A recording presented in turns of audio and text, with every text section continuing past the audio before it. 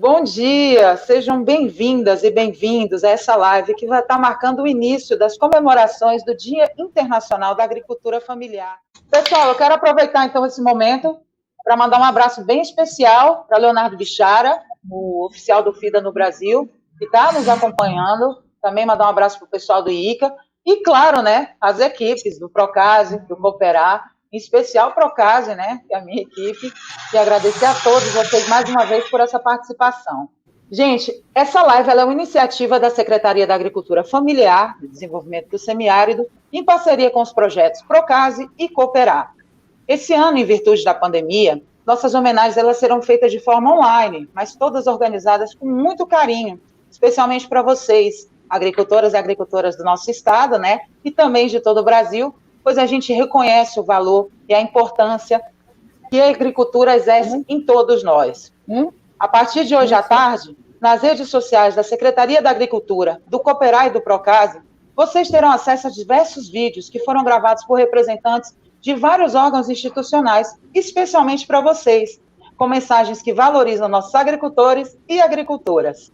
Eu me chamo Viviane Ramalho, sou assessora de comunicação do projeto Procase, e eu aceitei com muita honra o convite para estar aqui, agora, nessa live fantástica que tem como tema Agricultura Familiar, Ruralidades e Pandemia, onde os nossos convidados mais que especiais estarão discutindo as ações realizadas no Estado durante esse período de pandemia e também falando sobre as perspectivas do período pós-pandêmico.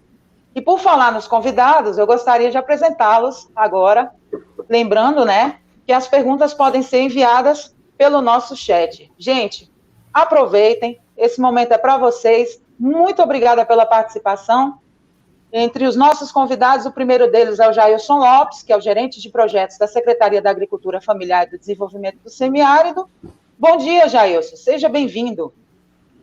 Bom dia, Viviane, bom dia, Márcia, Cida, Célia e todos os agricultores que nos acompanham nesse momento, né?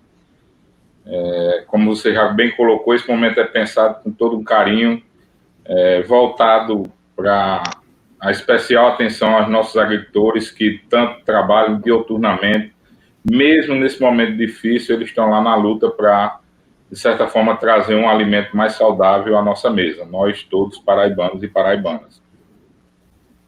Muito obrigada, Jailson. Eu passo a palavra agora para a Cida, a Aparecida Henriques, que é a minha companheira e amiga de equipe do Procase, que a gente carinhosamente chama de Cida, né?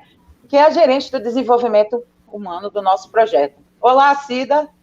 Então, bom dia para todas as pessoas que já estão conectadas conosco, a todas as companheiras e o companheiro Jailson, o companheiro Omar também está tentando entrar na live, mas ainda está nesse processo como eu estava, né, de adaptar a internet, e dizer que eu sou Cida, Aparecida Henriques, né, vou me apresentar um pouco atrasada, sou a gerente de desenvolvimento humano do Procase, estou trabalhando na agricultura aqui na Paraíba desde 2011, né? A princípio na Secretaria da Agricultura, da Agropecuária e da Pesca, quando a Secretaria da Agricultura Familiar ainda era uma secretaria executiva, e a gente estava lá participando, e em seguida no Procase como gerente de desenvolvimento humano. Dizer que é um prazer muito grande, e dizer que estamos aqui também à disposição para conversar e para falar sobre as ações que nós trabalhamos nesse período de desafio para todas nós, para todos nós, não só no Brasil, mas no mundo. E aí a gente vai conversando. Obrigada, Cida. Eu vou passar a palavra agora para a Márcia Dornelles, que é coordenadora do Colegiado de Desenvolvimento Territorial da Zona da Mata Norte da Paraíba e que está sempre em parceria conosco. Por favor, Márcia, bom dia, se apresente a todos que estão nos acompanhando. Bom dia, né, a todas e todos, em especial a cada agricultora, a cada agricultor que produz alimento saudável, nos permitindo saúde, qualidade de vida e que preserva e cuida do nosso meio ambiente. Eu não podia também deixar de saudar a cada companheira e companheiro que aqui está, Jailson Lopes, Célia Araújo, que eu tive a oportunidade de travar, né, o desenvolvimento territorial, né, Célia? Aparecida Henriques, Viviane Ramalho, e dizer que nós estamos muito felizes, e ao pessoal do povo do território da Zona da Mata Morte, que está aí já participando nesse dia tão importante dedicado à agricultura familiar. Muito obrigada, Márcia. Pessoal, eu chamo agora a Célia Araújo, já é grande conhecida nossa, representante aqui de vários órgãos, e também uma das associadas, né, do Projeto Procase. Célia está com a gente lá pelo casaco. Bom dia, Célia. Se apresente para o pessoal, por favor. Bom dia, Viviane. Uma alegria enorme estar compartilhando com você esse momento. Bom dia a todos os agricultores, as agricultoras do estado da Paraíba e do Brasil e do mundo. Dizer que é uma grande alegria estar compartilhando com vocês esse momento. Essa semana era para a gente estar na 10ª Festa da Agricultura Familiar do território do Cariri Oriental, mas infelizmente com a pandemia não foi possível a gente realizar, mas ficará para o próximo ano. E desde já todos e todas estão convidados. Muito obrigada, Célia. Obrigada mesmo. Pessoal, antes da gente dar início à nossa roda de perguntas, eu queria mais uma vez agradecer a todos que estão assistindo ao vivo pelo YouTube, mandar um abraço virtual aos amigos de profissão, os assessores de comunicação, o Anderson Rodrigues, o Beto Rocha, o Josélio Carneiro, a queridíssima Vera Fernandes, né? E os demais assessores de comunicação aqui, né? Os jornalistas do nosso estado da Paraíba, que estão sempre trabalhando para levar a melhor notícia para vocês. E eu vou começar com uma pergunta para a Célia, aqui para vocês. Célia, hoje, nesse 25 de julho que se aproxima, Dia Internacional do Agricultor Familiar, eu te pergunto, o agricultor paraibano, ele tem o que comemorar? Pois é, né, Viviane? É um desafio muito grande esse momento em que não só os agricultores e as agricultoras estão vivendo, né, mas todos e todas, né? Então, apesar da pandemia, nós temos muito a comemorar, né? Foi um ano de muita chuva, foi um ano em que as tecnologias sociais de estocagem de água conseguiram chegar a 100%, né, de estocagem de água, então isso é motivo de muita felicidade. Que foi possível ter lucro, vai ser possível estocar bastante semente, vai ser possível colocar muita comida boa na mesa dos agricultores, das agricultoras e dos consumidores. Então, tirando a pandemia, é um ano de comemoração, sim. Que coisa boa. E como é que está o casaco, Célia? Eu acompanhei o trabalho de vocês lá no casaco, na época que eu era jornalista do IDS, uma das primeiras tendas agroecológicas, se não disser a primeira, né, da região do Cariri Oriental. Como é que vocês estão com a produção nesse período agora de pandemia? Então, nós, assim como muita coisa no Brasil e no mundo, né, a gente teve que mudar a estrutura de comercialização, né? Nós temos uma loja, um ponto fixo na cidade de Boqueirão, e desse ponto fixo nós levamos os produtos para comercializar na Feira Agroecológica em João Pessoa e nas feiras agroecológicas de Campina Grande. E com essa pandemia nós só estamos indo à Feira de Campina Grande e estamos fazendo entrega a domicílio, né, fazendo delivery e pelo WhatsApp. Então a gente está entregando em Boqueirão e estamos entregando em Campina Grande. E não estamos indo a João Pessoa. Gente, não foi combinado, mas do nada a live virou uma live feminina. Não foi combinado. Jailson teve um problema na internet dele. Doutor Omar também não conseguiu conectar, mas fica aqui o nosso agradecimento. A gente ainda espera que eles façam parte. Eu agora passo a palavra para a Márcia Dornelles, a coordenadora aqui, que está sempre em várias atividades com a gente nessa parceria. Olá, Márcia. Tudo bom? Mais uma vez, Viviane. E, assim, eu acredito muito na nossa ancestralidade, né? Não é por nada que os primeiros seres humanos que chegaram não, né? Porque a gente só chega no Queri, que foram trazidos, escravizados e aqui chegaram no país, no Brasil, os negros, o povo negro, no qual é dedicado também esse mês, o 25 de julho, ao Dia da Mulher Negra Latina e Caribenha. E aí a gente falando nessa live da agricultura familiar, onde as primeiras negras seres humanos que foram escravizadas por outros seres humanos praticavam o quê? A lavoura, né? Inicia-se assim a produção da agricultura a partir dessas mulheres negras, né, que deixaram seu sangue, suor e lágrimas neste nosso solo. Então, eu não podia deixar de iniciar minha fala falando sobre esse mês importante, né, que é o mês também da mulher negra latino-americana e caribenha e o mês da agricultura familiar. E eu fico muito feliz por estar aqui com pessoas que já transitaram pelo desenvolvimento territorial, já pensaram o desenvolvimento territorial focalizado no meio rural, na agricultura familiar e na sua diversidade. A diversidade da Paraíba, que nos mostra um povo ordeiro, sério, produtor, vindo de conquistas dos movimentos sociais, né, que tudo que temos hoje, que Célia falou, foram conquistas. E a gente pode pontuar, num período temporal, as conquistas dos movimentos do meio rural, né, para deixar de ser resíduo do urbano. E aí, em 2003, nós iniciamos com uma política, aí eu vejo Carleusa, Nalfra, Ramos, várias pessoas que estão participando dessa live, o próprio Jailson, Célia, que construíram o que eu estou falando para pessoas que construíram isso. Então, é muito bom a gente falar, né? Com gente que sabe, que entende, que construiu, que pensou junto, onde um governo ele aponta para o processo democrático a partir de 2003, e o processo democrático ele pressupõe a escuta com as pessoas. Você escutar o que as pessoas precisam, né? Quebrar aquele paradigma, né? Deixar de ofertar, mas dizer o que vocês estão precisando na medida que estão precisando e da forma que estão precisando. Isso é o desenvolvimento territorial. O desenvolvimento territorial é deixar de pensar na política municipal. Por quê? Porque as políticas públicas elas são desenhadas a partir do local, do município, que é lá onde as coisas acontecem, é lá onde a gente sente, é lá onde a gente tem as nossas relações, né?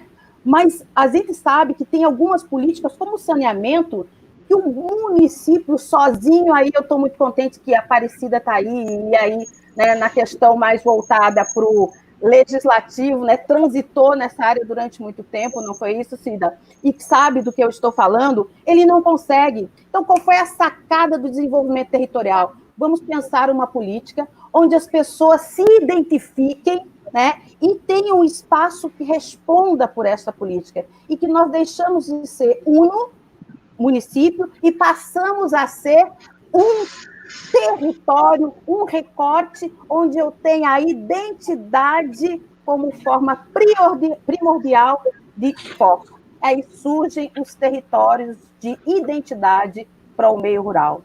E para esse território tinha que ter uma institucionalidade que respondesse. Aí surgem os colegiados territoriais, que nada mais é um espaço de articulação, um espaço de mobilização, um espaço de concertação das políticas públicas, um espaço do bem viver, porque as pessoas que lá estão, elas residem naquele espaço, elas se identificam com aquele espaço. Então, foi muito bom participar desse processo. Então, quando a gente surge os territórios, então aqui na Paraíba nós temos 15 colegiados territoriais, a Paraíba é um dos estados que está totalmente territorializado e reconhecido à época pela SDT, Secretaria de Desenvolvimento Territorial, que uma conquista dos movimentos sociais que, infelizmente, foi desarticulada, desmobilizada, destruída por o governo federal que aqui está. Mas que nós resistimos para mostrar que esta política voltada para o meio rural, ela deu certo. Então, a gente sai do espaço territorial e surge as redes estaduais, que nada mais é que a concentração desses colegiados em rede. E esses colegiados em rede passam para a rede nacional. E aí, às vezes, as pessoas me perguntam, mas, Márcia, a SDT não existe mais e vocês existem? Com certeza. As políticas, elas foram feitas e criadas para que a gente tivesse a autonomia e o protagonismo da resistência. Então, o meio rural, ele resiste sim. Hoje, eu tenho certeza que falaremos aí de feiras agroecológicas, né? Isso tudo nasceu do processo territorial, a partir dos PROINFs, a partir do PRONAF, políticas que foram instituídas e pensadas para o agricultor familiar a partir da necessidade da agricultura familiar. Ninguém pensou por eles, ou pensamos a partir. E olhar o território é olhar a identidade das pessoas, é reconhecer a nossa diversidade, reconhecer a nossa pluralidade, reconhecer que nós temos povo negro nesse território, nós temos o povo indígena nesse território, nós temos mulheres, nós temos jovens, nós temos pescadores e pescadoras, nós temos agricultores e agricultoras, que todos nós somos, né? Nós temos lá a reforma agrária, nós temos os ribeirinhas, nós temos as maisqueiras, é olhar para esse conjunto de atores e dizer, e agora? Como é que a gente faz? De que forma a gente caminha junto? E, além do que, esse espaço é um espaço de governança, onde o governo e a sociedade civil dialogam para poder avançar no desenvolvimento que queremos, no desenvolvimento que precisamos fazer. É reconhecer as nossas dificuldades, é ver o que temos de positivo, é reconhecimento da história. Eu não podia deixar de falar de todo esse contexto de construção e dizer que foi feito com pessoas, e pessoas que acreditam, que ainda continuam acreditando nesse espaço, porque é um espaço rico, um espaço que fortalece, né, e que faz com que a gente se identifique. Eu não sei quanto tempo eu tenho, né, Viviane, quanto tempo? Márcia, eu vou só te interromper um pouquinho, depois a gente volta a falar. Jailson voltou para a live. Então, pronto lá. Agora nós temos Jailson aqui representando a CEAFT, nossa autoridade aqui representando nosso secretário Luiz Couto, agradecendo mais uma vez a participação do Jailson. Gente, participem também mandando as perguntas, eu estou acompanhando o chat de vocês ao vivo aqui. Muito bom, pessoal, ó, Cacimba Nova com a gente, São Mamed, Diógenes Fernandes, lá do Sítio Porteiras, também está conosco. É muito bom ver a participação. E meus colegas aqui do Procase também estão em peso aqui. Maria, Carleusa, André, todo mundo participando, Alex. Muito obrigada pela presença, por tudo. Eu vou passar para Jailson agora, né? Jailson, eu gostaria de saber que você destacasse, na verdade, quais são os projetos e as políticas públicas em busca desse fortalecimento da agricultura familiar de base agroecológica propostas pela Secretaria da Agricultura Familiar neste momento. Bom dia novamente, né? Tive aqui um problemazinho típico da internet, mas vamos lá, né? A Secretaria, assim, desde que o secretário Luiz Couto assumiu, ela vem, em todo 2009, buscando um reordenamento, né? O secretário conseguiu reorganizar a estrutura da secretaria, colocando servidores, assim, nas suas pastas de afinidade, né? Para que cada um produzisse o melhor, né? E nessa reestruturação, a gente construiu um plano, que é um plano que ouviu a base da agricultura, né? Foi feito, ano passado, vários seminários, né? Junto com a Frente da Agricultura Familiar, né? Foram ouvidos vários movimentos, vários segmentos da sociedade civil, e a partir dessas demandas coletadas, a CEAFT construiu um plano, a partir dessas demandas, que a gente avalia como algo positivo, né, do ponto de vista do desenvolvimento, né. Algumas dessas ações, ano passado mesmo, elas conseguiram se materializar, né, através da retomada também. O secretário Luiz Couto é coordenador do Conselho Estadual, e ano passado o Conselho Estadual conseguiu aprovar e construir uma resolução, que é a Resolução 105, que dispõe sobre a reestruturação e fortalecimento dos conselhos municipais.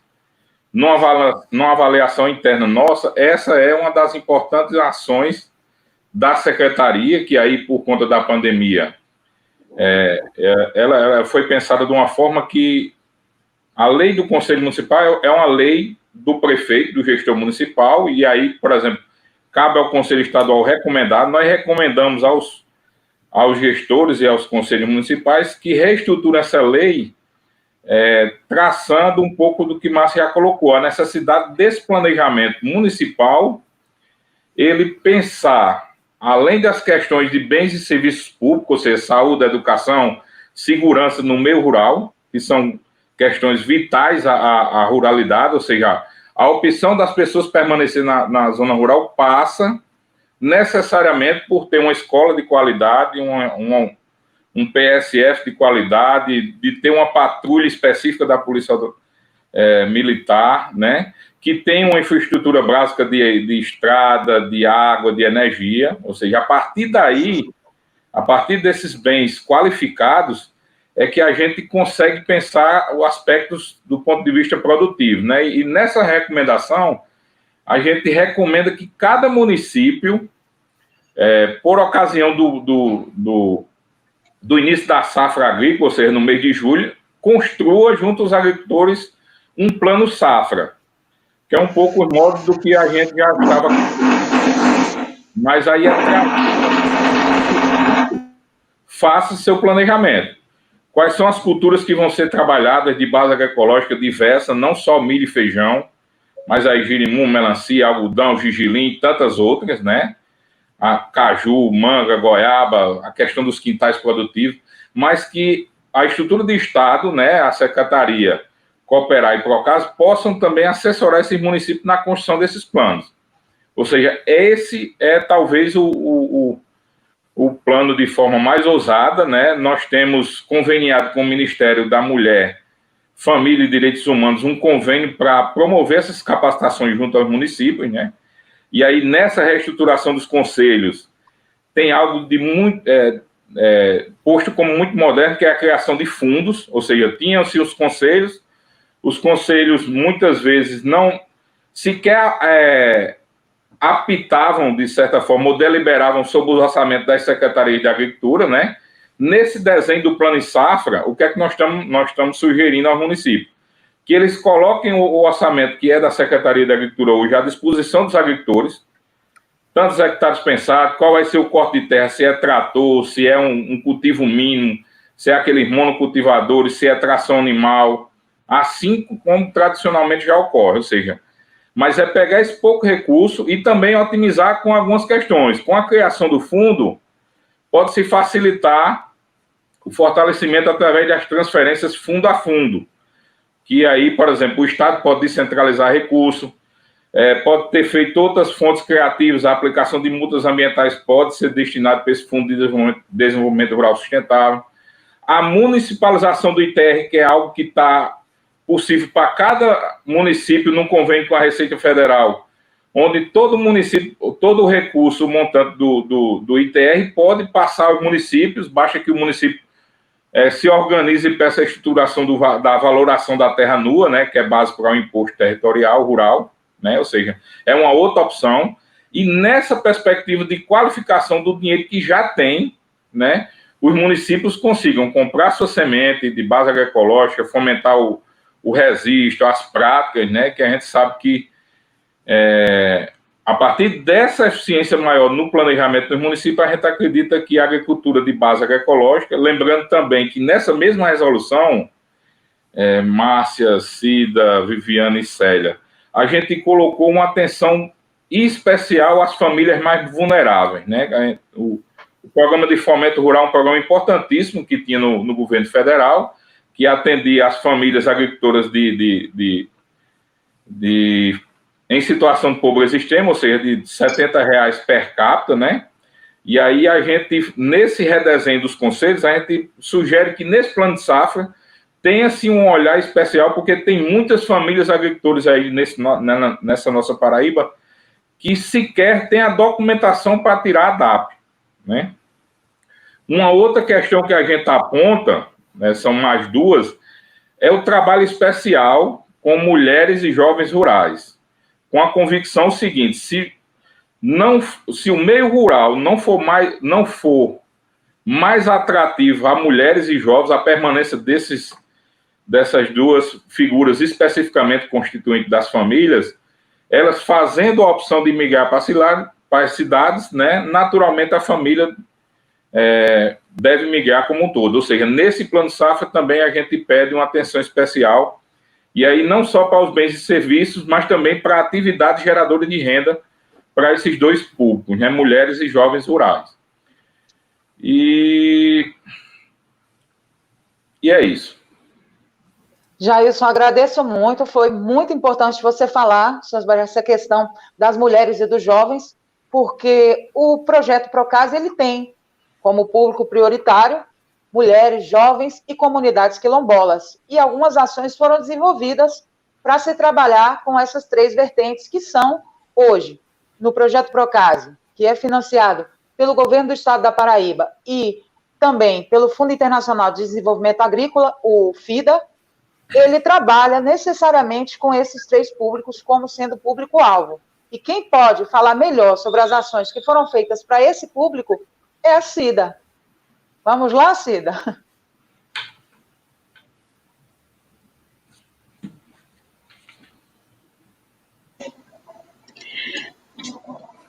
Bom dia de novo, né? Estão me ouvindo agora? Eu preciso de não ouvir para poder falar. Tá ok. Nós no Procase, né? O Procase, como a Viviane disse, ele é um acordo de empréstimo do FIDA, Fundo Internacional para o Desenvolvimento da Agricultura, com o governo do estado. Esse acordo foi celebrado em 2012, então, 2013 até agora, 2020, nós implementamos o projeto, e aí eu quero trazer um pouco a fala de Márcia sobre a política territorial, né? Porque o Procase, quando foi pensado o seu desenho inicial, ele foi exatamente trabalhando nessa questão da política territorial, Márcia.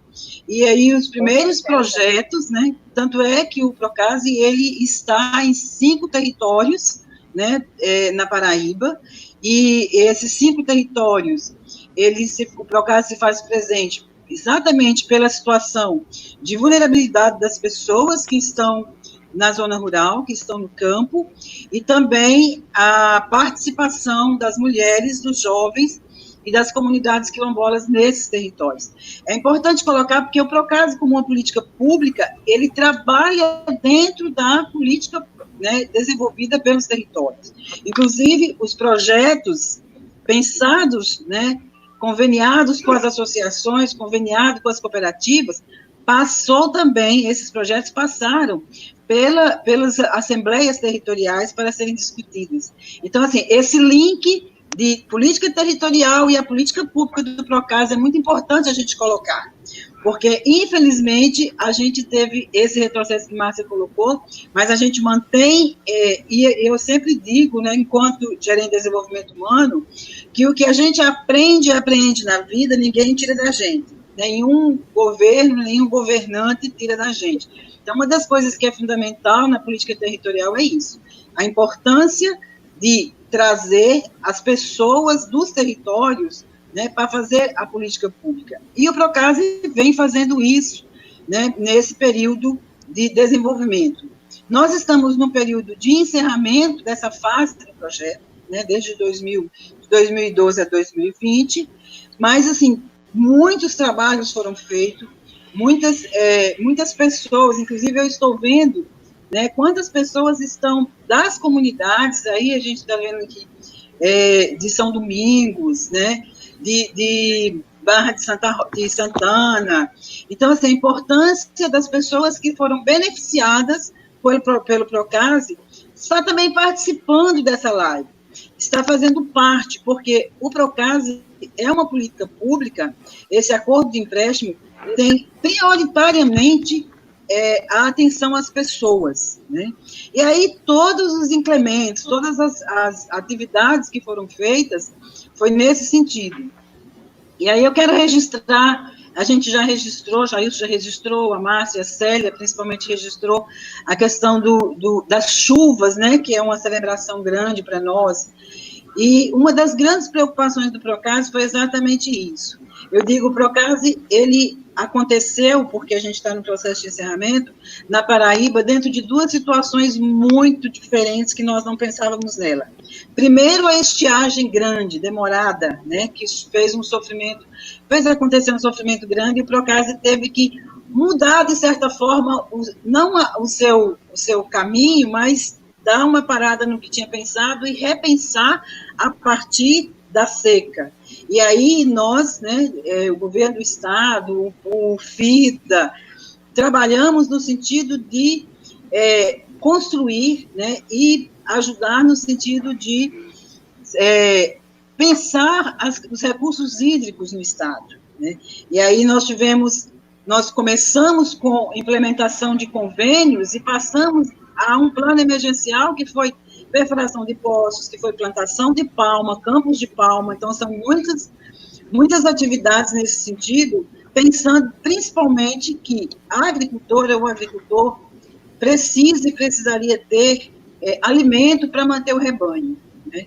Então, como a caprinocultura é um elemento fundante dentro do projeto, a gente tem várias modalidades, mas, assim, 80%, 70%, 80% nós trabalhamos com a caprinovinocultura. O Procase pensou, a equipe Procase pensou, nós precisamos implementar a alimentação animal, manter o rebanho, para que as pessoas permaneçam, né, tenham condições de permanecer trabalhando na área rural, mesmo em situação de vulnerabilidade por causa da seca, né? E outro elemento importante no Procase também, pensando na questão hídrica, né, e aí a gente tem uma outra situação, que são duas situações muito complexas, que foi a seca, e a gente sai da situação de seca, porque tivemos um bom inverno, graças a Deus, mas aí a gente entra no processo da pandemia, que é também o tema dessa nossa live, né? As ruralidades e a situação da pandemia. E aí a gente começa a reaprender. Eu digo sempre que o Procase foi um processo de aprender e reaprender. A gente pensava de um jeito, e depois teve que reaprender a partir da seca. E agora a gente tem que reaprender o trabalho a partir da pandemia, né? E aí eu quero registrar aqui uma questão muito importante nesse momento de situação de pandemia, é que nós teríamos que encerrar o Procase agora em junho, e em maio nós tivemos uma visita, né, foi uma visita remota, a gente está aprendendo a fazer tudo, inclusive a visita FIDA de forma remota, e aí nós tivemos uma semana, né, com o FIDA, com as pessoas, com as consultorias do FIDA, com o Leonardo, o consultor do FIDA no Brasil, e nós solicitamos o governo do estado, né, o governador enviou um ofício nesse período que eles estavam aqui, solicitando que nós pudéssemos estender esse prazo até dezembro. E não só estender o prazo, porque a gente está trabalhando de forma diferenciada, né? A gente não está tendo condições de estar nas comunidades, de estar com a equipe fisicamente.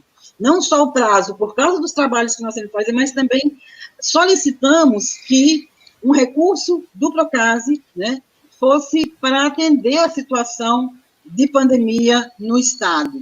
E aí, assim, é uma notícia que muita gente já sabe, mas muita gente que está nos acompanhando está sabendo agora, né? O FIDA aprovou e nós estamos num processo de construção dessa ação. E o que é essa ação? É uma ação que, pensando na questão da renda familiar dos agricultores, que a gente sabe que foi um grande problema nesse período, né? Célia já colocou a situação das feiras, muitas feiras tiveram que ser limitadas, a comercialização dos produtos também foram limitados.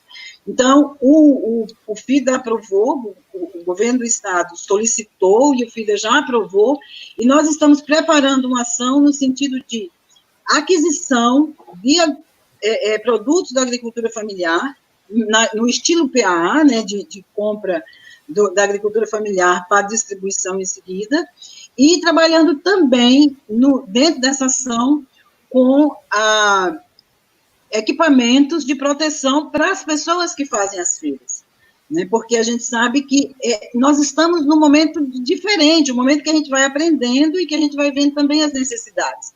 Se a gente pensasse o Procase em 2012, quando é que a gente ia pensar que tinha que fazer uma aquisição de EPI, né? Hoje a gente já tem que pensar isso. Então, esses elementos são importantes colocar aqui nessa live para a gente poder verificar que também as políticas públicas, elas são prioritariamente para atender as pessoas. E se a situação das pessoas exige hoje que a gente faça uma aquisição de equipamentos de proteção em tempo de pandemia, a gente tem que refazer o propósito, não o projeto, mas fazer a aquisição de equipamento de proteção. Então, essa ação que a gente vai trabalhar com ela, a gente, né, assim, solicitou, o governo do estado solicitou, e a gente está trabalhando, a equipe está trabalhando, para a aquisição das cestas básicas para atender as pessoas que estão em situação de vulnerabilidade, mas essa aquisição a partir da agricultura familiar, né, dos projetos beneficiados e outros projetos dentro dos territórios do Procase, e a aquisição dos equipamentos de proteção principalmente para as pessoas que fazem as feiras dentro desses territórios, dentro desses municípios, né, nos territórios que o Procase atende. Então, assim, a gente vai também estamos aqui abertas a responder as perguntas, e assim, são 8 anos de trabalho, então tem muita coisa que foi acontecendo. A gente está num processo também de avaliação, porque muita coisa a gente pensava que era para fazer assim, e não era daquele jeito, então também a política pública tem que ter esse momento de se avaliar, de verificar o que deu certo, o que foi importante, o que atendeu a necessidade das pessoas, o que não atendeu, né, o que travou. Eu acho que esse elemento é importante na agricultura familiar, porque para poder a gente melhorar nas nossas ações, a gente tem que ter também esse momento de fazer essa revisão, de ver os nossos limites, de ver os desafios. Até porque a gente pensa que a política pública para a agricultura familiar e as políticas públicas, elas são de certa forma, cíclicas, né? Nós estamos encerrando o Procase, está começando o PB Rural, então, assim, como nós somos uma política de governo, né, é importante que um projeto verifique e veja no outro o que foi bom, o que valeu a pena, o que foi de riqueza ímpar, e o que não foi, para a gente não fazer de novo, né? E, da mesma forma, a gente pensa que aprovando um novo ciclo no Procase, também a gente tenha essa avaliação para poder a gente conversar com as pessoas que estão nos territórios, que estão nos municípios, que estão nas comunidades. E também fazendo o link com a fala de Jailson sobre os Conselhos Municipais de Desenvolvimento Rural. Eu acho que é fundamental, porque quando nós começamos o Procase, a gente tinha exatamente esses dois grupos, né, essas duas organizações que a gente discutia os projetos nos territórios. A gente discutia na política territorial com o grupo, e a gente discutia com os conselhos municipais, que também fazia parte, né, do território. Então, eu acho que as políticas públicas, elas passam por esse diálogo. A governança, como Márcia colocou, que é a participação das pessoas que estão nas comunidades, a participação do governo, né, e a construção conjunta para atender exatamente aquilo que é a necessidade. Porque a gente pode pensar que a necessidade seja um elemento e, de repente, não é aquele elemento, é outro. Então, a escuta, ela é fundamental. E aí, só para terminar, Viviane, assim, é importante a gente perceber o seguinte, como a gente aprende na vida, né? No início eu não conseguia ser ouvida. Agora, para eu falar, eu preciso deixar de ouvir. Então, acho que a política pública é um pouco isso. A gente tem essa condição de escuta, né? De fala e de escuta. O lugar da fala das pessoas que estão lá no campo, que estão lá trabalhando no dia a dia, que estão trazendo o alimento para a mesa das pessoas, como é que nós estamos escutando essas pessoas, nós que estamos, né, e aqui a gente fala enquanto governo, né, Jailson, eu, Célia e Márcia, enquanto sociedade civil, Jailson, eu, Viviane, enquanto governo, né, Omar também, que estaria aqui, mas como os governos, e aí a gente coloca o estadual, o municipal, está nesse processo de escuta das pessoas e principalmente das necessidades, e aí, o Procase definiu no seu desenho inicial, e isso nós não tiramos em nenhum momento, e a gente não pode tirar, por conta da situação de vulnerabilidade. Nós temos um grupo prioritário, né? Nós temos grupos que prioritariamente, não é exclusivo, porque a gente atende outras pessoas, outros grupos, mas prioritariamente as mulheres, os jovens e as comunidades quilombolas. Então, essa minha fala, e aí a gente vai também respondendo as perguntas que forem necessárias para esclarecer melhor. Viviane, eu posso concluir minha fala?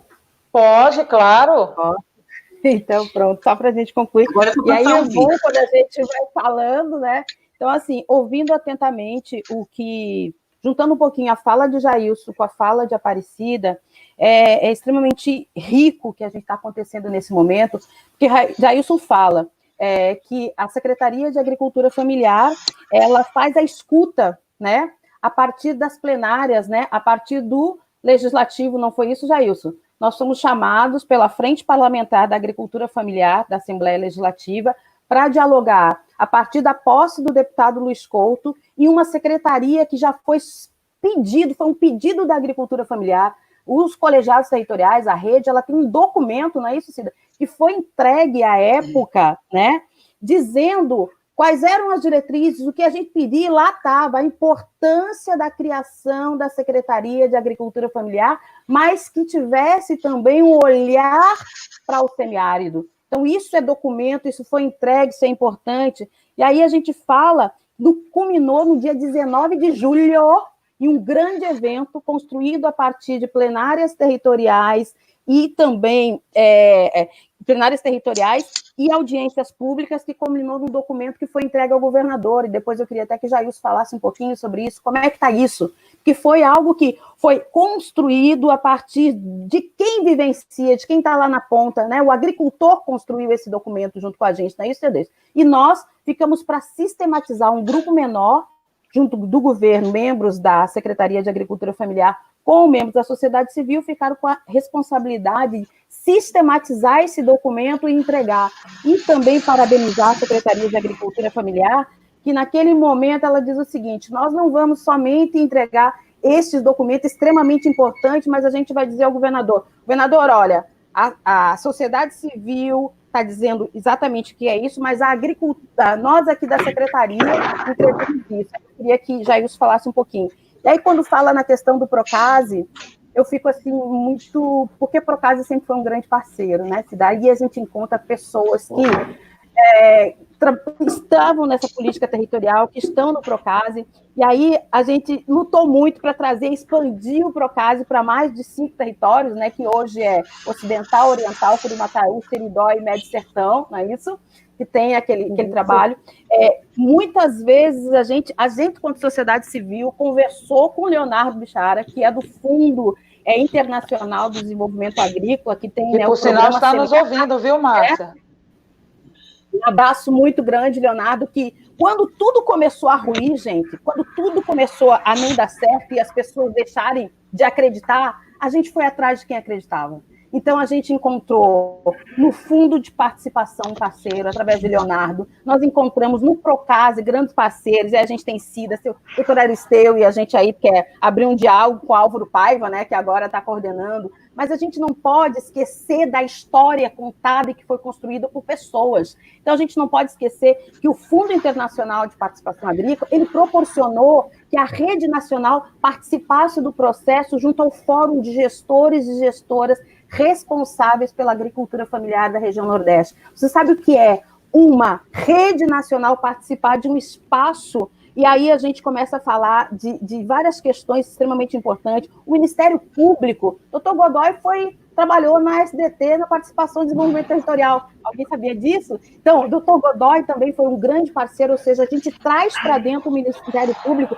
para resolver questões extremamente importantes. A Empaer, né, o projeto Cooperar, a gente já teve várias reuniões com o doutor Omar, prefeitos e prefeitas, vereadores, a Universidade Federal, o Instituto da Paraíba. O que a gente não pode esquecer é que essa história ela foi construída por pessoas. E aí, quando a gente fala de construção por pessoas, eu quero parabenizar aí, e sei que Leonardo está me ouvindo, porque o FIDA, ele tem o foco nas pessoas. Ele trabalha as pessoas, ele trabalha a educação, porque no momento que a gente absorve os conhecimentos, a gente pode fazer com que todos tenham conhecimento. Hoje, nesse país capitalista, quem detém o conhecimento detém o poder. Então, quando a gente descentraliza o conhecimento e faz com que as pessoas se identifiquem, se conheçam e tenham a formação, que eu acho que foi isso, Célia, que nos manteve firme, porque nisso o desenvolvimento territorial foi muito provocado através da formação. E aí está aí Flávio Luna, está aí Carleusa, que sabem disso. E a raiz desse desenvolvimento territorial, ela foi forjada na formação. Então, os que hoje estão e que acreditam verdadeiramente que o desenvolvimento ele pode acontecer a partir do local, foram formados. E aí, gente, a gente acredita, realmente o que eu falo é porque eu acredito que dá certo. E a escuta é importante, a gente tem que parar e ouvir quem está na ponta, quem está na base. E aí, para me calar, eu vou só contar uma historinha rapidinha para vocês, que foi algo que eu vivenciei junto com os tabajaras. E aí, quem conhece aí o cacique Tabajara, né? Nós estávamos numa reunião, a primeira reunião que uniu Tabajaras e Potiguaras, tá? Lá no Conde, nós estávamos nessa reunião. E aí, todos nós sentados num espaço maravilhoso, e a gente... Aí o cacique olhou e disse, vai chover. Aí a gente olhou um para o outro e disse, meu Deus, vai chover. Gente, não conta história. Eu só vi a gente correndo com os banquinhos, porque foi o... Ou seja, o conhecimento que está lá, das pessoas que fazem, isso não tem como. O conhecimento da universidade é extremamente importante, conhecimento científico, mas o conhecimento empírico é esse que a gente tem que extrair. Aí a escuta que a Aparecida diz. A gente tem que passar a escutar para fazer junto, construir junto e fazer com que a nossa Paraíba seja forte, o Brasil seja forte e que a gente possa ter um espaço realmente de pessoas, mas pessoas felizes e vivenciando. E a gente não tem que criar, a gente tem que criar condições para que o agricultor fique no campo, mas se ele desejasse ficar, e ele só vai ficar se realmente ele sentir que o espaço que ele está é digno, e que lá a gente consegue e percebe e vivencia todo dia, como a gente vivencia também na cidade. É isso, gente. Me coloco à disposição. Obrigada. Márcia, sabe as palavras. Muito obrigada por todo o carinho aí da fala. Eu estou vendo aqui, muita gente está entrando, o pessoal lá, a equipe do Procasa aqui está em peso, né? Dora, Rosa, Edmilson, tem muita gente participando, Orlando.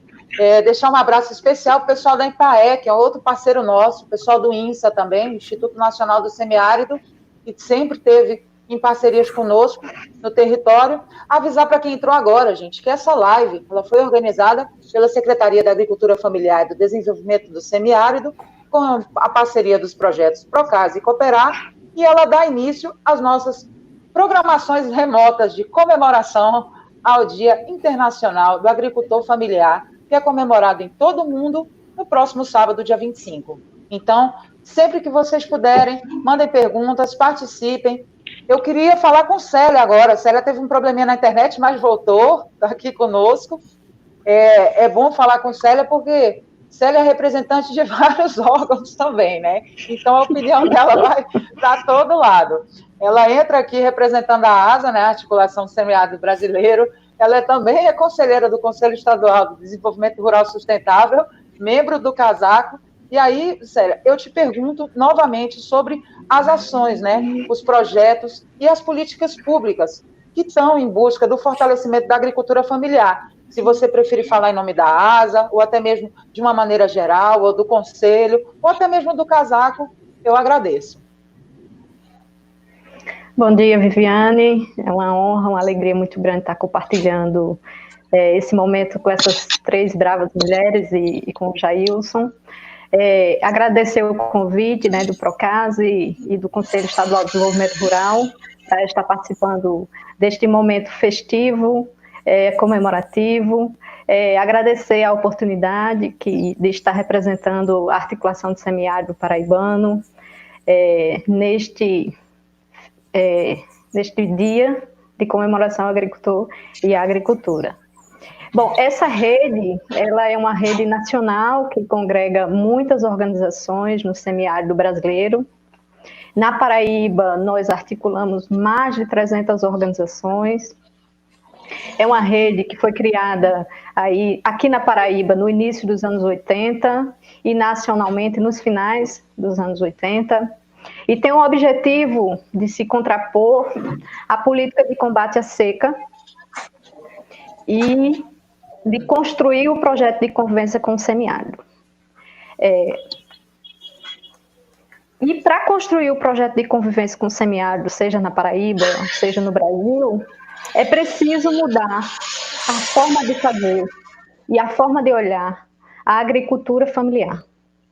Nessa mudança de olhar, a gente traz alguns pontos para poder sintetizar que, como é um trabalho amplo, muitas pessoas têm dificuldade de compreender. Então, eu vou tentar fazer aqui uma síntese do que é esse olhar de convivência com o semiárido, né? Então, a gente tem o olhar das estocagens, então, para viver no semiárido, durante os longos períodos de estiagem, é preciso aproveitar um ano como esse, né, de estocagem de água, não apenas em uma única tecnologia salvadora da pátria, né, mas em diversas formas de estocagem de água, seja nas cisternas, nos barreiros, nas barragens subterrâneas, mas também não esquecer do solo. O nosso solo é uma grande fonte de reservatório de estocagem de água, desde que ele esteja pronto, desde que ele esteja, né, com capacidade de acumular uma maior fonte de água possível no solo. É preciso estocagem de sementes, e especialmente quando a gente fala em sementes, nós estamos falando nas sementes crioulas. Aqui na Paraíba, nós chamamos de semente da paixão. Da paixão. E isso, as diversas sementes, né? E o que são as sementes da paixão? São as sementes que têm história. É uma semente que eu sei quantos dias ela dá, eu sei em que solo ela é melhor plantada, eu sei que essa semente de milho ela vai dar certo em período com pouca chuva, essa outra vai dar certo no período com maior chuva, né? Então, os agricultores, eles têm o conhecimento sobre aquela semente e geralmente são selecionadas as melhores sementes para o plantio da safra do ano seguinte. E foram passadas de geração em geração, né? Então, geralmente, quando nós chegamos na casa de um agricultor ou agricultora, ou de alguma família que tem esse histórico, a gente, num ano de chuva, que dá uma boa safra de girimum, geralmente a gente vai ver em cima da pia, em cima do balcão, lá, alguma semente de girimum guardada, né? Então, quando a gente vê aquela semente, a gente sabe que por ali passou um bom girimum, né? Então, é dessas sementes que nós estamos falando.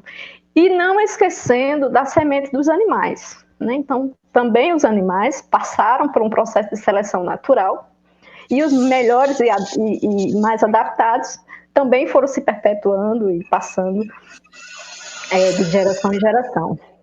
Quando a gente fala de estocagem, a gente tem que lembrar também da estocagem dos animais, da alimentação para os animais, né? E a alimentação humana também para o longo período de estiagem, né? Então, estocagem de ração nas suas diversas formas, de silo, de feno, de farelo, né? É fundamental para o criador para o agricultor e a agricultora do semiárido. E não esquecendo, quando a gente está falando de agricultura familiar de base agroecológica, a diversidade de produção. Então, é a diversidade de produção que vai garantir uma melhor qualidade de vida ao agricultor e à agricultora nesse longo período de estiagem. Diversidade de produção, seja de hortaliça, de frutas, dos rebanhos, né? Então, quando a gente fala em diversificação, a gente está falando que quando a gente chega numa propriedade de um agricultor e de uma agricultora, a gente vai lá, não vai ver apenas um roçado de milho. A gente vai ver um roçado de milho que tem fava, que tem feijão, que tem girimum, que tem melancia, que tem pepino, né? Que com essa produção ela vai alimentar a família e vai alimentar os rebanhos. E não esquecendo que para a agricultura familiar, o beneficiamento e a comercialização também são fundamentais, né? Então, se a gente pensar no leite, em apenas um produto, o leite de cabra, que é a nossa praia, a partir do leite, num processo de beneficiamento, nós poderemos produzir muitos alimentos, a exemplo do iogurte, do queijo, da cocada, do doce e do próprio leite in natura, né? Então, com a agregação de valor do beneficiamento, você vai estar garantindo uma melhor renda para esses agricultores e agricultores. E a comercialização direta desses produtos, seja na comunidade, seja nas feiras, seja nos pontos fixos, ou seja nas políticas públicas, a exemplo de PENAI e de PA, né? Então, se a gente começa a perceber e garantir e apoiar e fortalecer essas diversas frentes de convivência com o semiárido, com certeza os agricultores e as agricultoras vão ter uma maior qualidade de vida no longo período de estiagem que nós vivemos historicamente, né? Então, essa política, lógico, não citei não com tanta ênfase, mas eu gostaria de enfatizar a base desses produtos, que é a agroecologia, né? A agroecologia é esse modo de vida que cada um opta, cada uma pessoa que deseja se fortalecer nessa rede, que é de garantir a sua produção com equilíbrio ambiental, com equilíbrio social, com equilíbrio econômico, né? Então, onde todos possamos ter maior e melhor qualidade de vida. inclusive as pessoas que se colocam, se comprometem a comercializar, a consumir esses produtos. Essa proposta de convivência semiárido, ela ganhou força nos anos 2000 e conseguimos, a partir dele, dialogar com as políticas públicas do governo federal. Então, a partir da política pública do programa 1 milhão de cisternas, a gente ganhou força com o governo federal. Inicialmente, no final do governo Fernando Henrique Cardoso, nós conseguimos fazer um projeto piloto, né? E foi contratado 500 cisternas nessa proposta e nessa metodologia de convivência semiárido. Então, a cisterna, nessa proposta, não é apenas a construção, não é apenas a placa, os ferros e todo o processo de construção da cisterna. Ela está envolvida num processo de formação e de mobilização. Então, a família recebe a cisterna, mas ela passa por um processo de formação onde ela conhece esse novo olhar e esse novo modo de fazer agricultura familiar. Então, a partir do governo do PT, essas cisternas elas ganharam volumes significativos, né? Então, nós deixamos de fazer um projeto nacional de 500 cisternas e passamos a fazer projetos de 10 milhões de cisternas, né? E hoje nós chegamos à meta, inicialmente, por isso o nome, foi feito um estudo, e para garantir água de beber às famílias agricultoras do semiárido, seria 1 milhão de cisternas, né? Hoje já foram construídas 1.200.000 cisternas. Destas, a rede nacional, a Articulação Nacional de Semiáridos, construíram em torno de 700.000 cisternas, né? Isso tudo é para apresentar a capacidade, né, de execução de política pública séria, pé no chão, articulada com os agricultores e as agricultoras, né? E, além do programa 1 milhão de cisternas, nós ampliamos a discussão com o governo federal. Uma pequena interferência externa aí, gente. Live é isso mesmo. E conseguimos executar o programa Uma Terra e Duas Águas, que é a continuidade do programa 1 milhão de cisternas, né? Então, o programa 1 milhão de cisternas, o foco é a água para beber e cozinhar, mas a família, ela não só precisa de um tipo de água, né? Uma fonte de estocagem de água, então é a continuidade disso. Então, o P1+2 foi pensado as cisternas de água para a produção de alimentos, os barreiros de trincheira, as barragens subterrâneas, as barragens sucessivas, né, de acordo com o potencial que cada propriedade apresenta. E foi construído também a proposta do projeto de sementes crioulas, né, que são as sementes aqui na Paraíba da Paixão. Ok, Célia, obrigada pela participação. Obrigada, gente. Eu queria mandar também. Ainda posso concluir? Claro, me desculpa. Desculpa. Esses projetos, eles foram reconhecidos mundialmente, inclusive ganhamos prêmios, né? Inclusive de garantia de segurança alimentar. São referências no mundo. Aqui na Paraíba, nós conseguimos diálogo e execução junto à Secretaria Estadual de Desenvolvimento Humano, onde nós fomos contratados também para a construção de cisternas de água para beber, nessa mesma metodologia de formação e mobilização social, e produção de água para alimentos.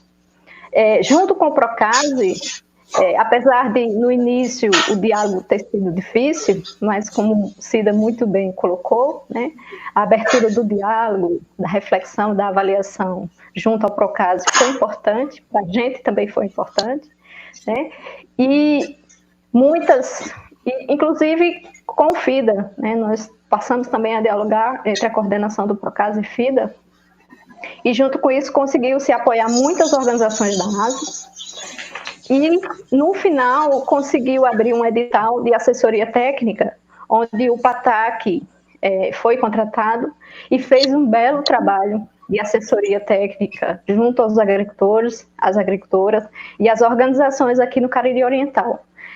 Foi um trabalho diferenciado, né, de assessoria e de fortalecimento do trabalho de convivência semiárido dos agricultores e das agricultoras. E essas organizações do Estado têm outras iniciativas junto a outras organizações, né, financeiro, que desenvolve muitos trabalhos com os agricultores e as agricultoras vinculados à rede. Estamos também em diálogo com a Secretaria Estadual da Agricultura Familiar para construir um projeto na perspectiva de fortalecer esse trabalho que nós estamos desenvolvendo. Da mesma forma, estamos em diálogo com as frentes parlamentares aqui no estado da Paraíba, seja de combate aos agrotóxicos, seja de agricultura familiar e convencionado, né, no sentido da gente estar fazendo com que as políticas públicas do estado da Paraíba venham a fortalecer o trabalho dos agricultores e das agricultoras familiares de base agroecológica no estado. Também estamos no diálogo com o Cooperar, onde aguardamos avançar, no sentido de apoiar esse trabalho de base agroecológica, tanto na escolha das tecnologias sociais, a exemplo das cisternas de placa, né, onde o Cooperar nos traz a proposta de fazer cisternas de alambrado, né, e nós apresentamos, com base nos nossos acúmulos, que a cisterna de alambrado, tecnicamente, traz bastante problema para as famílias e para os agricultores, né? E as cisternas de placa foram um trabalho desenvolvido onde a maioria dos agricultores conhece, sabe manejar, se dá algum problema, eles conseguem consertar, né? E do ponto de vista financeiro, ela é mais barata, né? Então, é um exemplo de um dos pontos de diálogo que a articulação do semiárido paraibano tem junto ao projeto Cooperar. Como também, a exemplo do Procase, abrir edital que possa dar condições das organizações que fazem assessoria técnica da sociedade civil possam estar participando e possam estar possivelmente sendo contratadas para apoiar os agricultores e as agricultoras. Nessa pandemia, as organizações também têm feito algumas ações, né, de apoiar os agricultores nessa mudança na forma de fazer a comercialização. Também estamos participando de muitas lives e entregando algumas cestas básicas a algumas famílias que estão com problema. Eu gostaria de aproveitar a oportunidade após a live que teve a semana passada com a frente parlamentar, onde deputados e deputadas estavam presentes, o Omar também estava, nós fizemos uma carta ao Cooperar. Eu gostaria de saber se é possível. É uma carta rápida. E se é possível fazer a leitura da carta? Pode, Posso? Claro. Só um minutinho.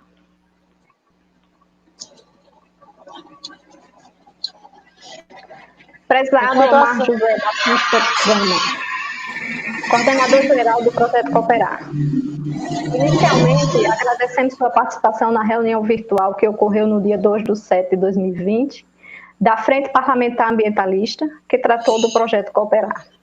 Reforçamos também a disposição das organizações da sociedade civil de contribuir com a implementação do projeto Cooperar, aproveitando e valorizando a larga experiência acumulada pelas entidades da sociedade civil, de formação e mobilização social para acessar água de beber de qualidade e água para a produção de alimentos agroecológicos através das tecnologias sociais. Somos uma rede de organizações da sociedade civil que já implementou no estado da Paraíba, nos últimos 27 anos, mais de 70 mil cisternas de placa de bebê, de 16 mil litros, e mais de 16 mil implementações para a produção de alimentos agroecológicos, tais como barragem subterrânea, poços da Amazônia, cisterna calçadão e de enxurrada. Dentre outras inovações técnicas e socio-organizativas, destacamos que a implementação de tecnologias sociais demandam processos de construção e formação articulados que favoreçam sua utilização, manutenção e multiplicação. Neste sentido, propomos ao projeto Cooperar PB Rural Sustentável, que abra editais públicos que articulem processos de formação e construção de tecnologias de base agroecológica demandadas pela associação comunitária. Editais esses que adotem um modelo exitoso da Secretaria Estadual de Desenvolvimento Humano, que possibilitou que as organizações da sociedade civil, com experiência de participar dos referidos editais. Desde já, agradecemos sua abertura para dialogar com a sociedade civil organizada e nos colocamos à disposição para quaisquer esclarecimentos. Atenciosamente, Rede Água da Asa Paraíba. Bom, inicialmente é isso, me coloco à disposição para questionamentos e para alguma questão. Obrigada. Obrigada, Célia, obrigada mesmo pela participação. Eu gostaria de mandar um abraço especial aqui para o pessoal da SEDAP e principalmente a doutora Kátia Maria Bezerra. Muito obrigada também por estar aí conosco, por estar sempre apoiando, não só o Procas, mas todas as ações do governo do estado da Paraíba. Célia falou sobre essa questão do programa 1 milhão de cisternas, e eu queria aproveitar essa deixa para perguntar para o Jailson, como é que a Secretaria da Agricultura Familiar vai priorizar o acesso à água aos agricultores familiares do estado? Por quê? Nós estamos num momento em que a água, a chuva estão em abundância, infelizmente, muito ofuscado pela questão da pandemia, mas a gente sabe que esse acesso à água ainda é limitado para vários agricultores. Então, eu gostaria de saber quais são as ações pós-pandemia que a Secretaria apresenta para resolver.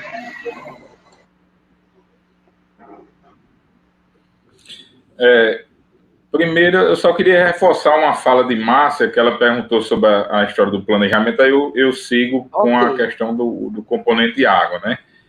Márcia, após aquele planejamento entregue ao governo, né, a gente construiu aí o PPA e a LOA desse ano, já com um incremento de orçamento, né, mas como nessa situação de pandemia, o orçamento existe, mas não existe o financeiro, né? E aí o que é que a gente fez para, de certa forma, honrar aquelas demandas todas, né? Em 2019, ainda alinhado a esse planejamento, nós construímos 4 projetos ao governo federal de emenda do então deputado federal Luiz Couto, né? Que um projeto desse foi justamente a Feira de Agricultura Familiar, né? Que conta com a assessoria do pessoal da EMPAE, ao qual abraço aqui vários amigos nossos, Bronzeada, Ailton, meu eterno professor Giovanni, Flávio, né, e tantos outros que não acompanham uma estrutura de Estado tão importante como é a EMPAE, né? Outro projeto de emenda com o Ministério do Desenvolvimento Regional foi o de apoio a 10 APLs da agricultura familiar, entre eles a avicultura, piscicultura, o arranjo produtivo do algodão no nosso estado tão importante, arroz vermelho, o coco lá nas Varzas de Souza, e mais alguns arranjos, né? Isso aí foi no Ministério do Desenvolvimento Rural do governo federal. Um outro projeto foi justamente o que eu já havia comentado, junto ao Ministério da Mulher, Família e Direitos Humanos, para esse processo de reestruturação e fortalecimento dos conselhos municipais. E um quarto foi para a estruturação de uma usina de leite caprino no nosso Curimataús. Isso tudo já conveniado e aguardando, se Deus quiser, essa pandemia dar uma trégua para que a gente retome. Ou seja, esses projetos vieram a colocar o financeiro nesse nosso planejamento construído com essa coleta de informações nas bases, né? Agora, em 2020, a gente já elaborou 2 projetos com emenda do então deputado Fred Anastácio. Um deles já foi conveniado, que é justamente para o fortalecimento do Banco Mãe de Sementes, né, em articulação com a ASA também, né, ele foi empenhado esse mês, já virou convênio, ele fortalece tanto o Banco Mãe de Semente, como também o programa da Batatinha Agroecológica, que já em execução em parceria com a SEDAP, né, a SEDAP vinha conduzindo, né, nossa secretaria com a irmã, e também para a reestruturação de 15 bancos de semente comunitária ali no território da Borborema, todos em parceria com a ASA, ou seja, esse recurso foi aprovado e já conveniado e empenhado pelo governo através do Ministério da Agricultura esse ano. E apresentamos um 6º projeto, né, de emenda, também do deputado Fred Anastácio, para a questão da formação dos agricultores lá no Curimataú ligado à usina de leite, que a gente já falou, que é em Barra de Santa Rosa, né? São muitos projetos, né? Nós apresentamos ao FUNCEP a criação do Incluir Paraíba, né? Ele tramita, está lá na PGE, acredito que nas fases finais. O Incluir Paraíba é um programa de fomento, a exemplo do que foi criado o Brasil Sem Miséria, né? a família teria R$ 2.500 para atividades produtivas, mais um projeto complementar para mulheres e jovens no valor de R$ 1.000. Aí teria toda essa parte de insumos, né? Também tinha alguns kits, uns insumos, e, sobretudo, uma assistência técnica mais longa. A gente sabe que os editais do BSM contratados anteriormente, eles marcariam apenas 3 atividades, e nesse formato nosso, nessa perspectiva de ter mais paciência com essas famílias, e mais para a questão do compartilhamento tecnológico e tudo, são previstos aí 7 atividades, também executado com a EMPAE, né? Outro projeto com a EMPAE é o projeto de fortalecimento da cajucultura, né? De iniciativa da EMPAE, tendo a Secretaria da Agricultura como conveniente, também foi apresentado ao FUNCEP, e esses 2 projetos estão na fase final de avaliação. Em parceria com o PATAC, apresentamos à Sudene agora, mês passado, um edital aberto de reuso, um projeto de 540 mil, no qual o PATAC seria a instituição interveniente executora, né? Estamos também numa discussão com o pessoal da ASA, pensando no fortalecimento da política de semente crioula, né? A exemplo do que já ocorre no Rio Grande do Norte, em Alagoas, em Sergipe, um processo com a CONAB, né, do PA Semente, né? A gente já teve o apoio da CONAB aqui local, né? O Ministério da Agricultura também, na CONAB lá, na pessoa de Tiana, e aqui no mapa Lucas e o Maurício nos deram esse suporte, e estamos dialogando com a ASA nessa perspectiva de registro das cultivares, né? A gente sabe que a ASA tem esse entendimento que é público, mas nada impede que seja feito o registro, que se abra como uma patente, né? Para que na próxima safra a gente já roda essa experiência aqui no estado da Paraíba, né? E a partir dessa, a gente consiga aí alcançar num programa de sementes que seja diversificado e que esteja voltado também à produção de base agroecológica. A gente sabe que muitos agricultores a nível do estado, hoje inscritos no Garantia Safra, né? O governo do estado distribui a semente e aí, muitas vezes, falta perna da estrutura do Estado de acompanhar até o processo de produção, né? A gente já sabe que, anteriormente, o Estado tinha políticas de estímulos mais ousados à produção, ou seja, agricultores produzindo, né? Recorda-se bem o pessoal da zona rural, a época que os silos de zinco do então governador Buriti, né? Ele, de certa forma, trabalhava uma perspectiva de guarda dessa produção. E a ideia junto com esse programa de semente, também a gente possa um estímulo mais ousado à produção dos agricultores para que a gente saia e consiga contribuir também para o PIB de forma mais expressiva a nível do Estado. Também com o pessoal da ASA, estamos em construção do projeto de raças nativas, né? Acho que Márcia falou um pouco também da necessidade desse resgate, e aí estamos no processo de construção com auxílio aí e a parceria do pessoal do INSA, na pessoa de Marilene.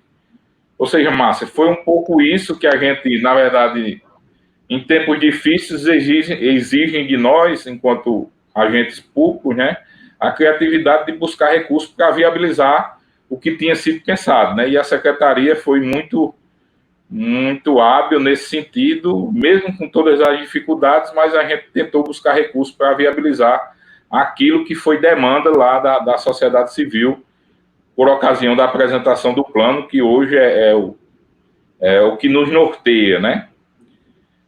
E em relação à água, assim, informar que, assim, talvez o Omar detalhasse um pouco melhor. Eu acredito que a carta posta, assim, o Omar é uma pessoa muito do diálogo, o cooperado tem isso na sua essência, e com certeza vai dialogar no sentido do atendimento, lembrando que o governador anunciou, né, especificamente a primeira água, né, que é a água de bebê, né, seria alinhada ao programa 1 milhão de cisterna, ou um pouco semelhante, né? O Cooperar já fez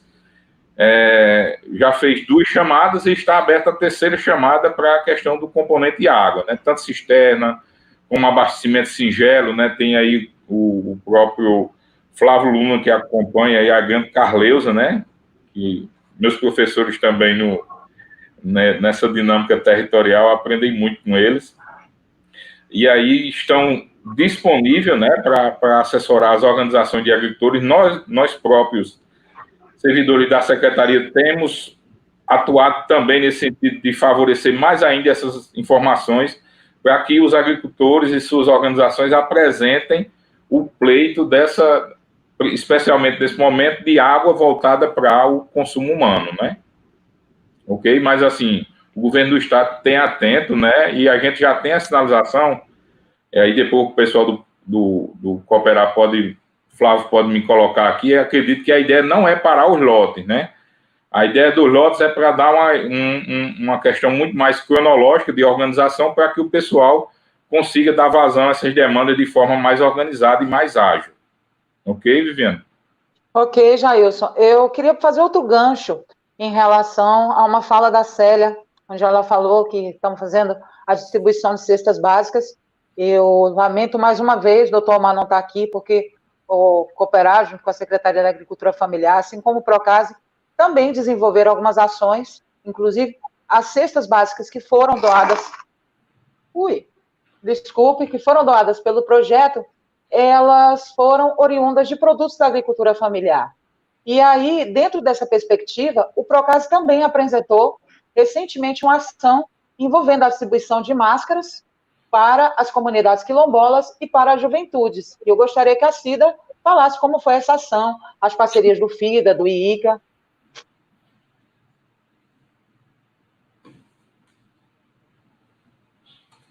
Cida, você está novamente sem áudio.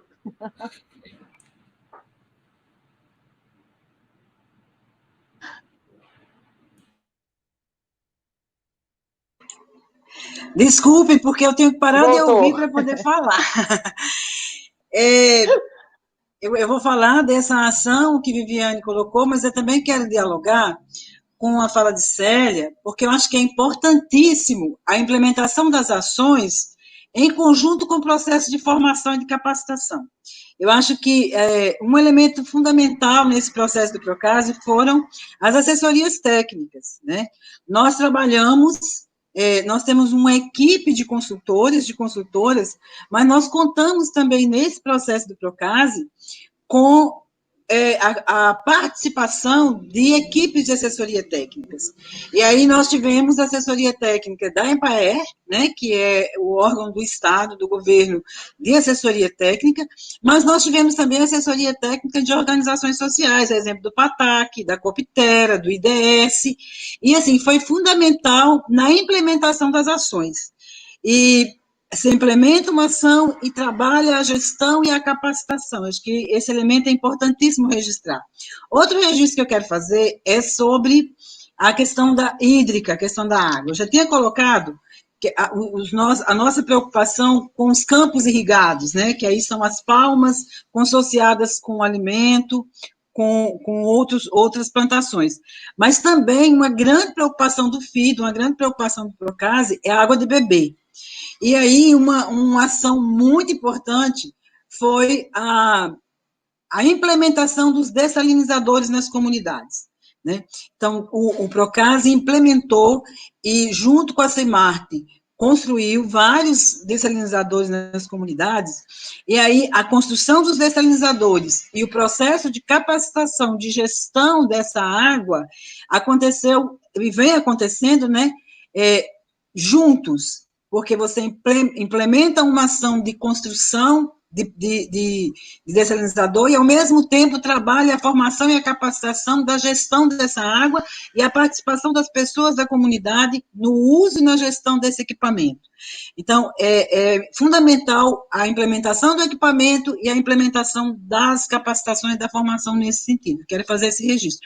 E aí o Procase contou nesse processo com assessorias técnicas, tanto a assessoria técnica governamental, através da EMPAER, como a assessoria técnica das organizações sociais, PATAC, da Coptera, como eu já disse. E aí foi muito importante, foi um trabalho muito bom, muito interessante, porque a gente conseguiu dialogar com as pessoas que estão, as pessoas beneficiadas pelas ações, né, e o processo que as pessoas estavam trabalhando na capacitação. Com relação à questão da pandemia, também a gente quer fazer esse registro. eu disse no início que a gente vem aprendendo, né? E um dos elementos que é importante nesse sentido é a geração de renda. E a gente sabe que essa geração de renda no processo de pandemia, principalmente para as pessoas que estão na zona rural, para as agricultoras, para os agricultores e para as pessoas que trabalham com artesanato, que é outro link do Procase, né? No início eu coloquei a modalidade da capinocultura, ovinocultura, mas também o Procase tem um trabalho específico com artesãs, com artesãos, e aí a gente tem vários tipos de artesanato em renda, artesanato em couro, em tecido, em tapete, são vários projetos nesse sentido. E aí, nesse período, o que nós, de forma emergencial, por conta da necessidade da proteção das pessoas, por causa da pandemia, a gente fez uma ação, né, o Procase trabalhou uma ação de produção de máscaras, né, pelas artesãos que são beneficiados do Procase, e aí nós tivemos grupo de artesanatos, né, de artesãs do Cariri Ocidental, do Cariri Oriental, e do Seridó, e do Curimataú, que fizeram, né, que trabalharam, confeccionaram as máscaras, e aí foi uma fonte de renda para esses grupos, e essas máscaras foram entregues às comunidades quilombolas, porque a gente definiu, nesse primeiro momento, nós teremos outro momento para entrega de EPIs, mas esse primeiro momento a gente, preferencialmente, nós trabalhamos com as comunidades quilombolas e com as juventudes rurais, né, com essa preocupação, principalmente no momento em que o processo da pandemia estava indo para a área, para o interior, e a gente via que a necessidade das comunidades quilombolas que estão mais adentro, né, interiormente, de ter essa proteção. Então, foi uma ação emergencial, mas nós conseguimos trabalhar com quatro grupos de artesãs na confecção dessas máscaras, e trabalhamos entregando às comunidades quilombolas e aos jovens 3.800 máscaras. Então, foi também nesse processo, né, de reaprender a trabalhar no período de pandemia. Tanto de reaprender na confecção, como de fazer essa ação, porque a gente teve que fazer tudo à distância, né? E a gente está, mesmo à distância, mesmo nas redes sociais, nós não paramos. Eu acho que isso é importante na agricultura familiar. Nem a Secretaria, nem o Procase, nem o Cooperar, a gente continua de forma diferente, né? De forma, a gente pode até dizer assim, talvez mais lenta, mas não menos eficiente, menos eficaz, mas a gente vai aprendendo a fazer. Então, eu quero fazer esse registro das assessorias técnicas, da importância das assessorias técnicas, né? Da participação da sociedade civil no processo de capacitação, no processo de formação das pessoas, e lembrando, porque a questão dos recursos hídricos, ela também perpassou de forma assim, muito importante no Procase, por causa do período da seca, mas também nesse processo de produção, né? Produção da alimentação, como Célia colocou muito bem, da produção da alimentação humana, a produção da alimentação e a estocagem da alimentação animal. Então, a gente também buscamos fortalecer os quintais produtivos, nesse sentido, né? E aí tem um registro que eu acho que é importante também, porque é um instrumento de medição, são as cadernetas agroecológicas que são trabalhadas, inclusive já vinha sendo trabalhado pela ASA, né? São experiências que a ASA já vinha fazendo, tem vários registros de cadernetas agroecológicas, e aí o Procase, numa parceria com o Semear, que é outro projeto do FIDA, com essa preocupação, trouxe também e acompanha, né, as cadernetas agroecológicas em vários grupos, inclusive no Casaco, né, que Célia está participando conosco, porque é importante a gente verificar a produção, mas verificar assim, como essa produção está sendo feita, né, e como está sendo essa comercialização, que é o grande desafio na agricultura familiar. Eu acho que a gente tem muito que celebrar, a gente, mesmo em período de pandemia, mesmo em período adverso, mas também a gente precisa de refletir quais são os nossos desafios. Eu acho que um grande desafio da agricultura familiar é a comercialização, né? E aí a gente precisa de trabalhar isso de forma tranquila, mas vendo que é um desafio, para as pessoas que produzem, né, produzir, mas também comercializar. Essa é a parte que eu tinha solicitado nesse sentido de só reforçar o que foi colocado no sentido da assessoria técnica e trazer esses elementos que eu não havia trazido no processo do desenvolvimento do Procase nesse período, né? Dizendo sempre que a gente está nesse processo de avaliação e a gente também está num processo de construção de um novo momento de Procase no governo do Estado. Acho que isso é importante. É importante as pessoas que estão nos ouvindo, as pessoas que estão participando dessa live, que tenha esse elemento, né, de reconhecimento, de conhecimento de que há um processo, né, o governo do Estado tem empenhado, por conta do compromisso da agricultura familiar, de um processo de renovação de um projeto, assim como o Procase no governo da Paraíba. Muito obrigada, Cida. Gente, nós estamos completando 1h30 exatamente de live, porque nossa pauta é muito extensa, o assunto, a conversa está acontecendo de uma maneira muito agradável, que a gente não viu nem a hora passar. E eu queria só fazer um adendo na fala da Cida, em relação às assessorias técnicas que trabalharam com o Procase, porque eu comecei a trabalhar exatamente com o jornalismo dentro da agricultura familiar, junto ao IDS. Então, mandar um abraço para os meus ex-companheiros de equipe. Muito obrigada por tudo e por todo esse conhecimento, porque se não fosse o pessoal do IDS hoje, eu não estaria no Procase e talvez também não estivesse aqui representando essa live. Mas, enfim, eu vou abrir agora para que vocês mandem um recado, especialmente para os agricultores e agricultoras familiares do Estado, em relação a esse Dia Internacional da Agricultura Familiar. E aí eu vou começar com a Célia. Bom, é um dia de comemoração, mas não deixa de ser um dia de luta, Viviane. E é importante os agricultores e agricultoras se colocarem para esse desmonte das políticas públicas a nível nacional, né, de apoio à agricultura familiar, né? Então, existe um desmonte do programa 1 milhão de cisternas, ele está praticamente zerado do ponto de vista orçamentário, das políticas de crédito, né? Então, é preciso que os agricultores e as agricultoras se aguirrem dessa questão nacional, né, para que a gente possa reverter o quadro.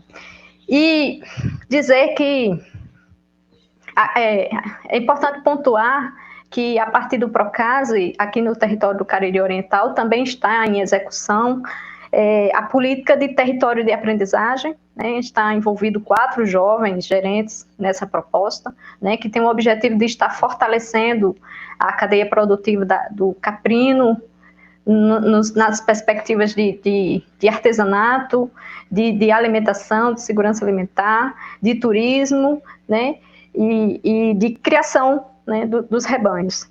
E dizer que, para a gente da ASA, para os agricultores e agricultoras da ASA, é fundamental para a gente avançar na política de agricultura familiar de base agroecológica, uma audiência com o governador João Azevedo. Então, a gente está buscando essa audiência em todos os espaços que nós estamos indo, que é fundamental para a gente, essa audiência, essa conversa, né, para que a gente possa alinhar o trabalho que as organizações da sociedade civil vêm fazendo no Estado e as políticas de agricultura familiar propostas pelo governador do Estado da Paraíba. Agradecer a oportunidade e dizer que é sempre uma honra e uma alegria estar compartilhando desses momentos com você, Viviane, com a Márcia, com a Cida e com o Jailson. Obrigada.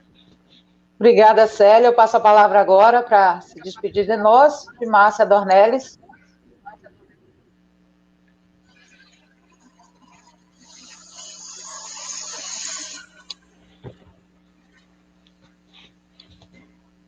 Márcia, eu estou sem escutar teu áudio. Coisas da live, gente. Agora sim. Coisas de live. Em primeiro lugar, agradecer a oportunidade, né? Porque todos os dias eu aprendo. Acho que é uma grande troca, né? E essa troca, ela tem que existir. Dizer que a nossa luta é todo dia, né? Eu, como mulher e como mulher negra, desde que eu abri meus olhos, eu luto. todos os dias eu luto. E dizer que a agricultura familiar, ela é uma resistência. Nós resistimos na agricultura familiar. Eu sou filha de agricultora, sou filha de agricultora que foi doméstica, que estudou, e não é mimimi. É a minha vida, é a nossa vida e a vida de várias pessoas que existem no nosso país. Mas dizer que um desafio da agricultura familiar que temos agora, e a gente vem debatido muito, e aí quanto conselheira também do Conselho Estadual de Desenvolvimento Rural, né, Jailson e Célia, é a questão da comercialização, mas a forma de comercialização frente à pandemia, né? Porque a gente sabe que espaços que foram estruturados foram fechados quando aconteceu a pandemia. E aí o agricultor e a agricultora, eles tinham a produção, porque estavam extremamente organizados, mas não tinham mais o local para comercializar. E como nós somos resistentes, surgiram várias formas de comercialização. Eu acho que a gente tem que estar atento a essas novas formas de comercialização da agricultura familiar, né? Agricultores que passam a entregar em determinados locais e aí a sociedade passa a buscar para consumir, agricultoras e agricultores que estão localizados passam a entregar nas casas das pessoas. Então, essa nova forma de comercialização é que a gente tem que ficar muito atenta para que a agricultura familiar continue resistindo e para que o homem e a mulher do campo se mantenham no meio rural. E a gente tem um meio rural feliz. Muito obrigada. Obrigada, Márcia. Obrigada mesmo pela colaboração também. Cida, as nossas palavras aqui para o pessoal. É sempre uma alegria e é muito emocionante participar de um debate, de uma conversa, de uma roda de diálogo como essa, né? Eu sinto que celebrar a Semana da Agricultura Familiar é principalmente a gente ter essa clareza dos desafios, né, das conquistas, mas também dos desafios. E aí eu quero agradecer a participação, a possibilidade, a oportunidade de participar dessa roda de diálogo e agradecer também a todas as pessoas que se fizeram presente nas mensagens, né, aqui do lado do nosso computador. Eu acho que todo mundo que está aqui, que mandou mensagem, as pessoas que não mandaram mensagem, mas que estiveram conosco, agradecer por esse momento e dizer, é sempre um prazer muito grande, mas cada participação em roda de diálogo como essa nos desafia cada vez mais para poder a gente trabalhar e colocar a agricultura familiar como um instrumento, como um local onde a gente precisa de estar sempre aprendendo, reinventando, né, e fazendo acontecer no dia a dia. Eu acho que essas conversas nossas, essas rodas de diálogos com os agricultores, com a gente, é um espaço também de aprendizagem. Então, muito obrigada a todas as pessoas que participaram, as companheiras, os companheiros do Procase que deram, assim, mandaram mensagem e também se fizeram presente, as pessoas do Cooperar, né, e dizer que, infelizmente, a presença de Dr. Omar não foi possível, mas muita gente do Cooperar estavam aqui conosco de forma indireta, né, e de nos colocarmos também à disposição para essas discussões, para essas conversas e para a contribuição possível, né, porque a gente, quando contribui, também a gente aprende mais do que, recebe mais do que dá. Então, a todos vocês, Jailson, Célia, Márcia, Viviane, e a todas as outras pessoas que participaram, meu abraço grande, com vontade de abraçar pessoalmente, evidentemente, mas um abraço virtual, né, até que a gente possamos de novo nos contactar. Obrigada, Cida. Eu passo a palavra agora para Jailson. Eu primeiro manifestar a felicidade, né, de estar compartilhando com vocês esse diálogo, né, e compartilhando também com tanta gente que nos acompanha, né. Cada depoimento aqui que, assim, extremamente interessante, né. E aí, reforçando o que Cida já colocou, esse compromisso nosso é renovado, né, porque sobre nós pesa o peso da responsabilidade de conduzir, de auxiliar, de articular, de buscar parceiro, de buscar recursos, né, para que a gente faça uma agricultura familiar cada vez mais forte, né, cada vez mais de base agroecológica, cada vez mais inclusiva, né, e cada vez mais feliz, né. Quando a gente trata bens e serviços públicos no meio rural, a gente quer que as comunidades tenham escola de qualidade, tenham postos de saúde de qualidade, infraestrutura, água, né? E que a partir daí, naturalmente, os sistemas de produção vão fluir. E aí o grande desafio nosso, nesse momento, é justamente contribuir para a riqueza no meio rural. A riqueza que eu digo não é a riqueza só material, mas a riqueza de bem-estar, a riqueza do bem-querer também, né? E do bem-viver também no meio rural. A partir daí, eu tenho certeza que a agricultura familiar talvez seja o segmento com maior capacidade de gerar essa riqueza, né? O pessoal dos números fala muito no PIB, né? A agricultura familiar é o segmento que tem maior capacidade de geração de riqueza, né? E ela tem a capacidade de movimentar outros segmentos, né? Quando a agricultura familiar vai bem, ela compra arado, compra caminhonete, compra semente, e aí mexe com a indústria, mexe com o comércio, mexe com o delivery, entrega de alimento e tudo mais. Eu fiz a opção de estar na secretaria porque acredito que vou continuar lutando aí, seguindo com a determinação aí do nosso secretário Luiz Couto e do nosso governador João Azevedo, nesse sentido de fortalecer cada vez mais a agricultura familiar, que merece, não só nessa semana alusiva a ela, mas todos os dias, no momento da refeição, é sempre lembrar da agricultura familiar como um segmento importante que merece cada vez mais ser valorizado. Muito obrigado mesmo a vocês e sigamos firmes nesse compromisso de fortalecer cada vez mais. Obrigada, Jailson. Pessoal, Jailson, Cida, Márcia Dornelles, Célia, muito obrigada pela participação, foi maravilhoso. A gente teria tema aqui para discutir, acho que 3 dias seguidos. Muito, muito obrigada mesmo por todo esse conteúdo que foi passado. Agradeço em especial o pessoal da Secretaria da Agricultura Familiar, aos projetos Procasa e Cooperar, que estiveram aqui juntos nessa articulação dessa live comigo. Agradeço também ao convite de participar mediando uma live dessa só com gigantes.